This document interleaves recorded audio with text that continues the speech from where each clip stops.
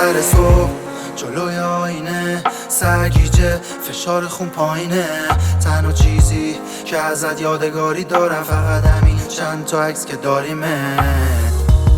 میزدی داد سر من تا شروع بشه بازم باز سر بس. آخرشم با همه این عداد قرصامو میدادی باز سر بس. این رفتارا جدیده ها شدی مثل غریبه ها، شدی مثل ندیده ها، عقل از سرت پریده ها. بعد من هیچکی حال تو نمیپرسه، هیچکی نه اون دل تو نمیدوسته.